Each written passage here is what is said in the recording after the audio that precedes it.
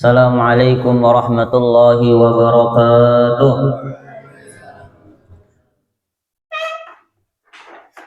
Bismillahirrahmanirrahim. Bacaan adum berapa itu?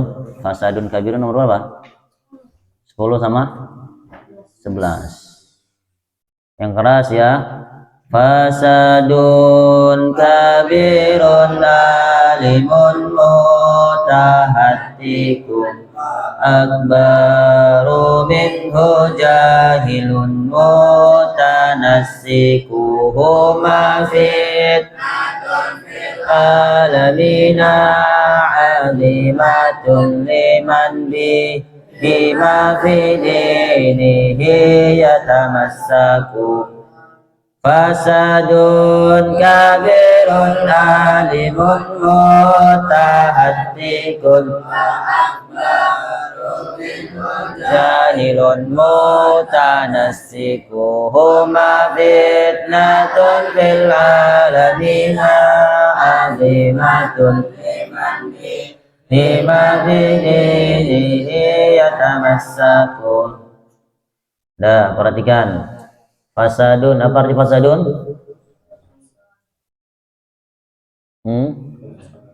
Kerusakan. Fasadun, kerusakan. Kabirun, yang sangat besar. Apa itu? Alimun, apa artinya? Yaitu orang berilmu, orang alim. Mutahattikun, mutahattikun itu aslinya yang merusak kehormatannya. Merusak kehormatannya dengan apa ya? Tidak dengan apa? Tidak mengamalkan apa? Ilmunya. Mutahattik itu artinya apa? Orang yang merusak kehormatannya. Dia merusak kehormatan dengan apa? Tidak mengamalkan ilmu. Wa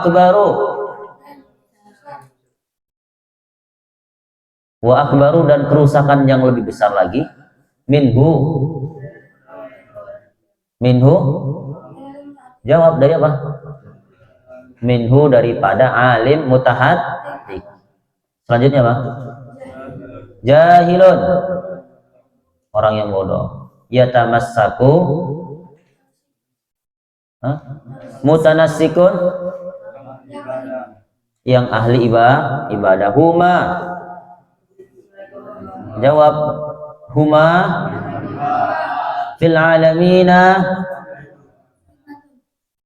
huma azimatun gitu. Huma fitnatun fil alamina azimatun liman bihima fi dinihi yatamassaku. Jadi kalau dibuat judul, kira-kira judulnya apa Dobet?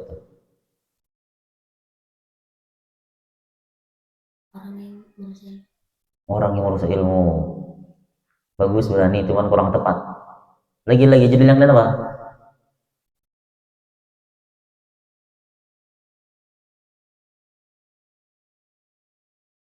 Dibuat pertanyaan aja judulnya. Siapakah orang yang layak dijadikan rujukan? Orang yang layak dijadikan pegangan di dalam agama. Siapakah judulnya kira-kira? Siapakah orang yang layak dijadikan sebagai rujukan dalam agama? Apa judulnya kira-kira dibuat? Iya, siapakah orang yang layak untuk dijadikan rujukan dalam agama? Perhatikan. Di situ Syekh Hasyim Asy'ari mengatakan apa? Fasadun kabirun alimun mutahattik. Kerusakan yang sangat besar yang muncul karena ada orang alim yang mutahattik. Saya bilang tadi, kok suaranya dengung sih? Suaranya dengung, kayak gitu. Perbaikin kan? Kurangin apanya itu. Yang kedua, wa akbaru minhu jahilun mutanas. Tapi lebih besar lagi kerusakannya adalah yang timbul dari siapa? Orang jahil yang ahli apa? Ibadah.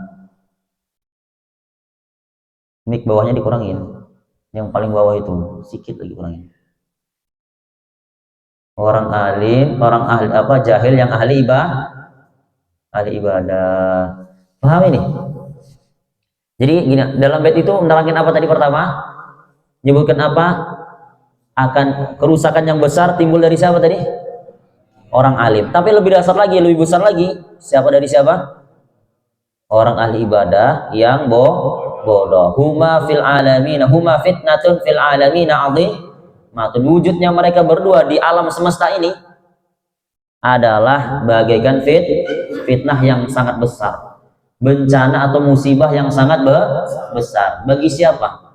Bagi orang-orang yang menjadikan mereka sebagai rujukan. Maka kita sebagai orang yang ingin mencari rujukan dalam agama, tidak boleh kita mencari satu orang alim yang mutahattik. Paham ini? Kita sebagai orang-orang yang ingin mencari rujukan dalam agama, kita nggak boleh mencari apa?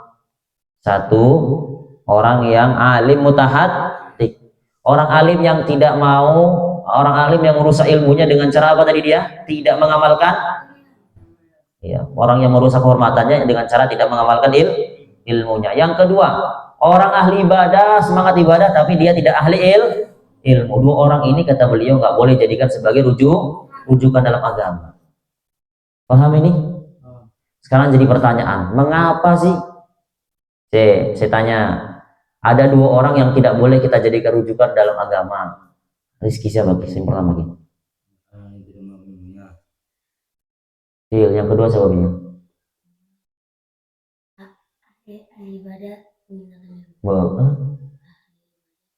Bukan yang semangat ahli, orang-orang bodoh yang ahli ibadah. Ya bisa juga sih, meninggalkan ilmu kan berarti orang bodoh ya.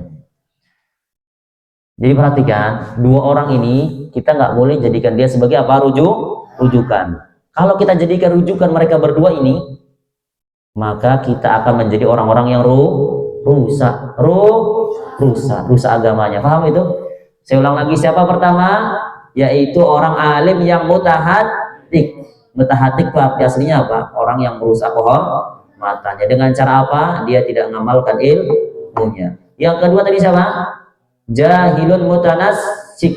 Nggak boleh kita jaga rujukan. Yaitu orang ahli ibadah, orang bodoh tapi dia ahli ibadah. Sekarang jadi pertanyaan nih, mengapa sih kita nggak boleh menjadikan mereka berdua sebagai rujukan? Kita lihat, kalau ada orang alim, kalau ada orang, kira-kira orang lihat orang yang berilmu kali, ini bayangkan, ada orang tuh dia berilmu, hafal Quran, hafal hadis, fikih semua hafal, usul fikih semua, hafal ilmu hafal, gimana coba? Menguasai dia semua hafal ilmu. Kira-kira orang menjadikan dia ini enggak, melihat dia tuh ada suatu keistimewaan enggak? Keistimewaan kan? Terus dia bermaksiat misalnya, dia minum khamar, dia minum apa? Khamar. Dia pacaran misalnya, dia apa? Pacaran. Jadi orang-orang yang melihat kira-kira berpahaman apa?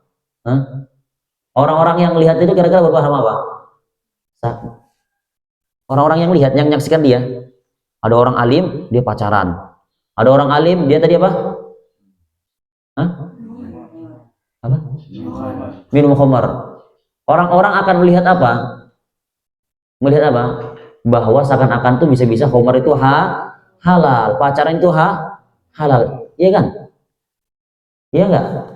Karena mereka menjadikan para ulama, orang-orang alim itu sebagai apa? Rujukan. Paham ini? Maka orang-orang yang melihat tadi jadi rusak nggak kira-kira? Jadi rusak nggak mereka?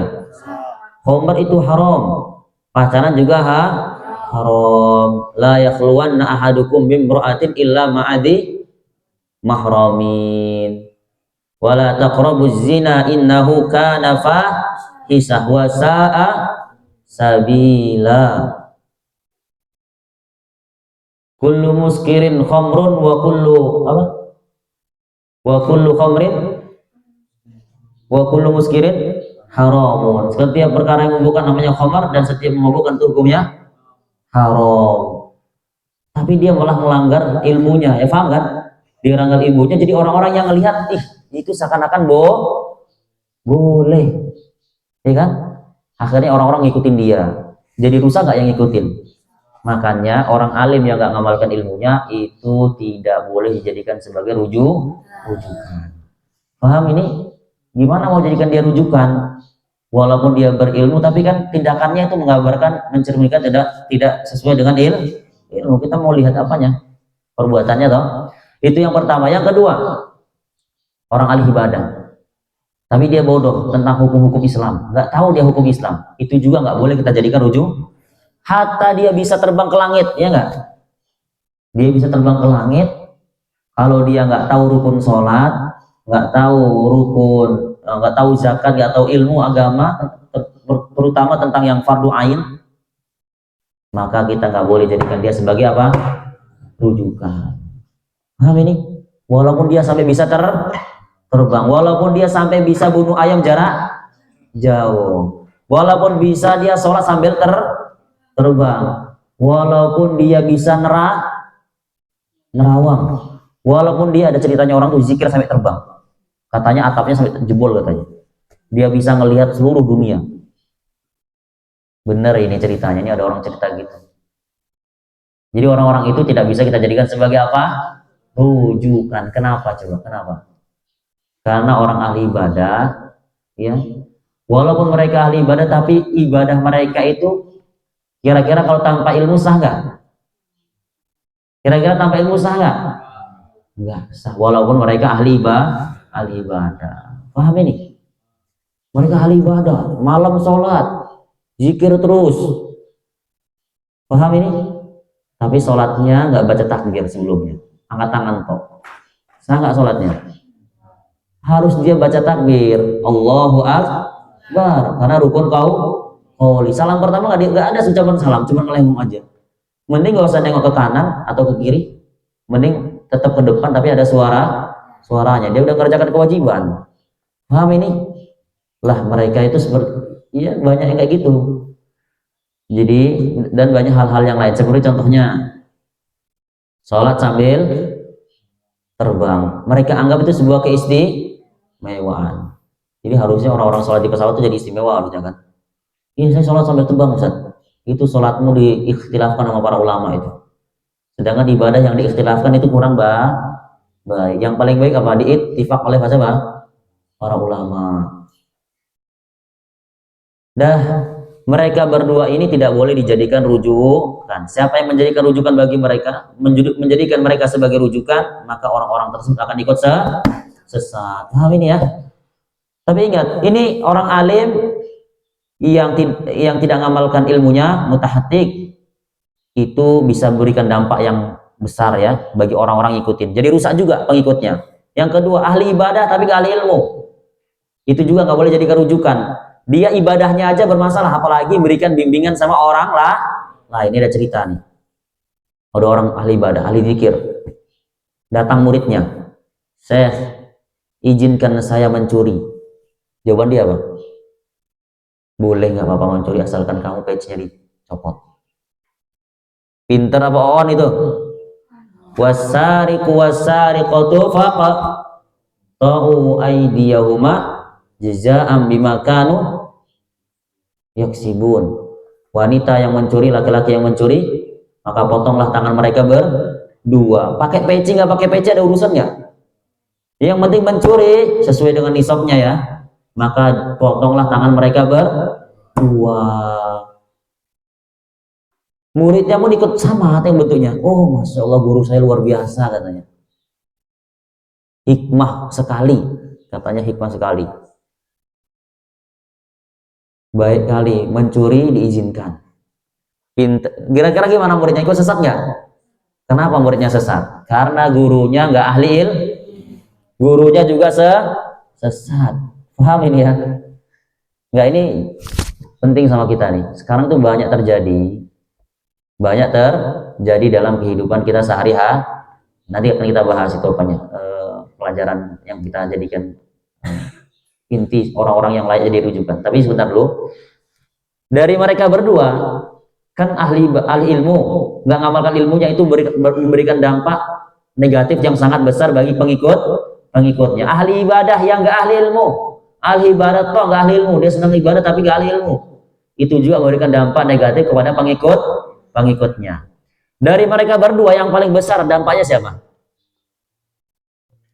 Orang bodoh yang ahli jahil yang mutanasik. Sekarang kita tanya, kenapa? Kenapa ke orang bodoh itu yang ahli ibadah itu dampaknya lebih besar dibandingkan orang alim yang mutahatik itu? Kenapa? Ada yang tahu nggak? Ramadan tahu nggak kenapa? Hah? Iya kenapa? Hah? Bagus bagus apa? Hah?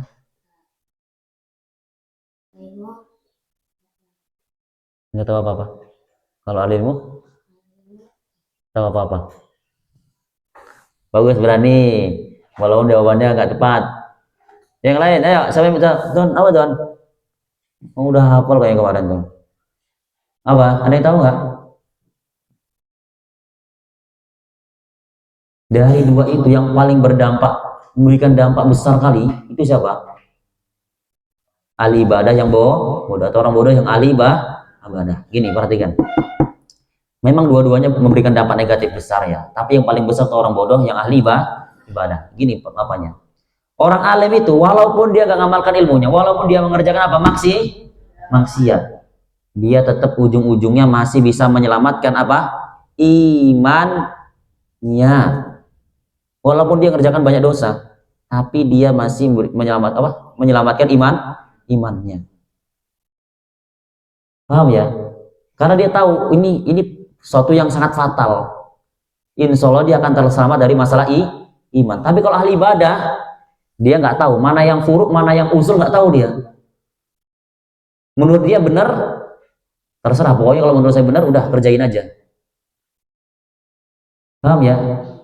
Furuk itu fikih, usul itu apa? Masalah keimanan. Sehingga banyak sekali orang-orang yang ahli ibadah tok tapi nggak ahli ilmu. Mereka keimanannya itu bermasalah, bermasalah, imannya bermasalah.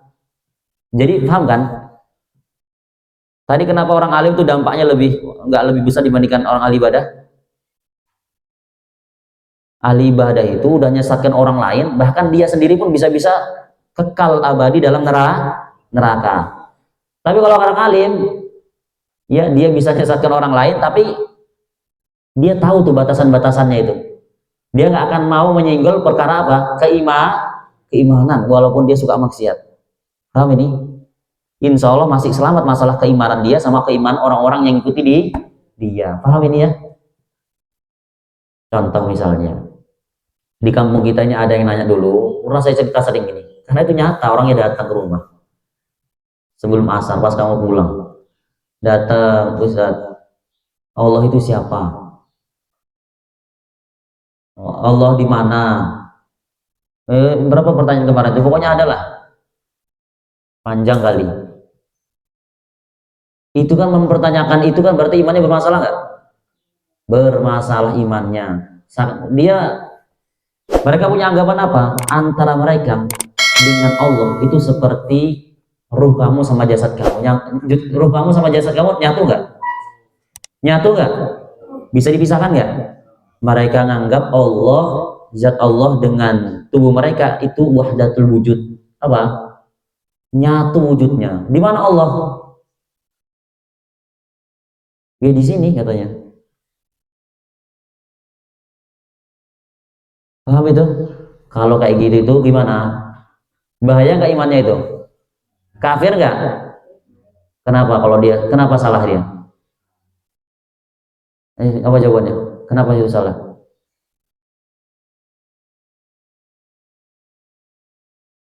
Kenapa salah coba itu?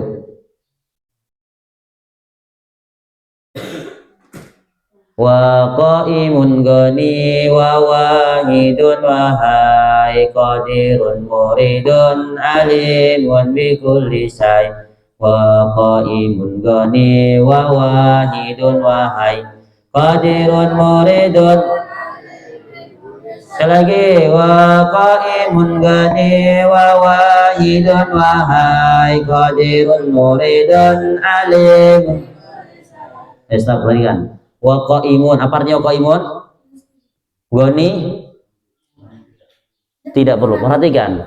Allah itu qiyamuhu binafsihi. Allah tidak butuh dengan siapapun, apapun, dalam waktu kapanpun. Paham ini ya? Sekarang kalau Allah bertempat berarti sama dengan Allah apa? Butuh pada tempat. Ya, diantaranya itu yang kedua, mukhalafatuhu lil hawadis. Jadi menisbatkan tempat bagi Allah itu mustahil. Paham ini? Lah dia berarti bertentangan nggak dengan akidah 50 itu? Bertentangan nggak? Kalau bertentangan imannya bermasalah nggak? Kalau bermasalah masuk surga masuk neraka? Lah itulah orang ahli ibadah, mereka dampaknya lebih besar. Kenapa? Karena bisa menyesatkan sampai usul-usulnya, seakar-akarnya masalah keimanan. Tapi kalau orang ahli ilmu, mereka walaupun suka maksiat, tapi dia hanya furu, nggak sampai kepada usul. Paham ini? Insya Allah keimanan dia itu akan selamat, dan iman orang-orang yang ikutin dia akan selamat. Paham ini ya? Paham nggak? Jadi kalau ada pertanyaan, dalam bait itu kan dinyatakan orang ahli ibadah dampaknya lebih besar dibandingkan ahli ilmu, ya kan? Kenapa kok ahli ibadah yang bodoh itu lebih besar dampaknya dibanding ahli ilmu? Kenapa tadi? Kesesatan yang muncul dari ahli ibadah yang tidak ahli ilmu itu kesesatannya sampai kepada permasalahan usul. Usul tadi masalah apa? Keimanan, ketauhidan. Kalau permasalahan sampai situ kesesatannya, ujung-ujungnya masuk neraka khalidina fiha abada, kekal di neraka untuk selama-lama.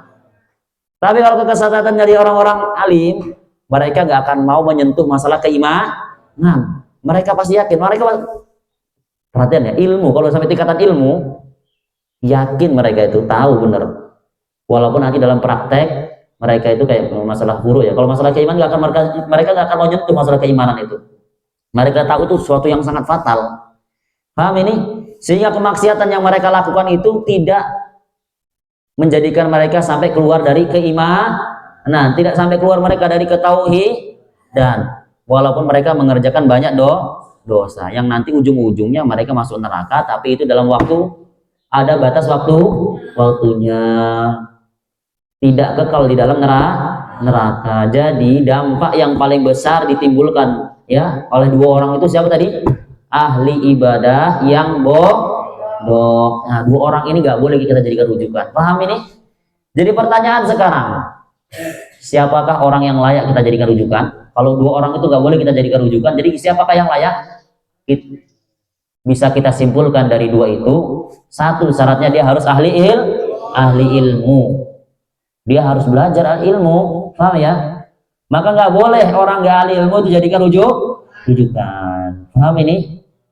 Nggak boleh jadikan pegangan. Yang kedua, harus apa? Mengamalkan ilmu atau ahli ibadah. Kalau cuma ahli ilmu toh nggak ahli ibadah itu bermasalah karena perbuatannya kan jadi contoh. Dia ahli ilmu tapi dia ngerokok, berarti rokok itu halal, kan gitu kan? Karena nggak mungkin dia mau, kan pandangan orang nggak gitu kan? Ini siapa misalnya Hafid orang alim, ya mondoknya hafidhoh, pokoknya hafal Quran, dia alim misalnya kan, dia pacaran, kira-kira orang lihat tuh pandangannya, pacaran berarti boleh, ya kan? Kesalahan anak pondok pacaran, paham ini? Maka orang alim toh nggak ngamalkan ilmunya itu nggak boleh jadi rujukan, paham ini? Dan kalau hanya ahli ibadah toh tapi dia nggak ahli ilmu, sesatnya sampai akarnya, paham ini ya? Jadi orang yang layak dijadikan rujukan, satu dia ahli ibadah, satu dia ahli ilmu, dia pernah belajar gitu loh, dia punya guru-guru yang sampai sanatnya kepada Rasulullah. Paham ini? Yang kedua, dia ahli ibadah, dia ngamalkan ilmunya. Itulah orang-orang yang layak dijadikan rujukan. Penting, kalau kamu melihat ya, kamu nggak boleh jadikan rujukan orang tuh di luar dari itu. Itu paling minimal syaratnya ya. Dia ahli ilmu, dia ahli ibadah, itu paling minimal tuh. Ada pun nanti syarat-syarat yang lain banyak itu. Kita nggak boleh jadikan rujukan orang itu yang gimana bentuknya. Bisa ngobatin, boleh nggak rujukan dia? Tapi dia nggak ahli ilmu, bisa nggak? Maksudnya dalam masalah agama, dia sakti, ditembak nggak mempan. Boleh nggak kamu dengarkan perkataan dia masalah agama? Boleh nggak? Nggak boleh, haram kamu dengerin kayak gitu. Dia bisa bunuh ayam jarak jauh. Bisa bunuh ayam apa jarak jauh. Boleh nggak kamu jadikan dia rujukan masalah agama? Nggak boleh. Dia bisa hidup dalam air kayak ikan. Boleh nggak kamu jadikan dia rujukan dalam agama? Nggak boleh. Dia bisa sholat sambil terbang. Bisa nggak kamu jadikan rujukan agama? Nggak boleh. Paham ini? Jadi kalau mau jadikan orang itu rujukan agama, kamu cari dia ilmunya, pemahamannya. Yang kedua apa tadi? Dia ngamalkan ilmunya atau tidak itu. Paham ini? Makanya kalau kamu nanti, kamu kan jadi guru-guru semua nanti kan? Jadi orang alim semua kan? Kamu dari sekarang udah niat, ya Allah, mudahkan saya jadi orang yang ahli ilmu dan juga ahli ngamalkan ilmunya, biar kita layak jadi orang-orang yang terdepan dalam kebaikan. Jadi imamul huda, rujukan dalam jalan hidayah. Paham ini? Ada yang mau nanya nggak?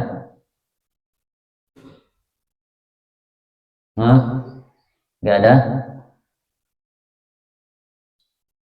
Cukup ya. Bismillahirrahmanirrahim. Allahumma inna nastaudi'uka ma 'allamtana faruddahu ilayna inda ihtiyajina ilaih. Al-Fatihah.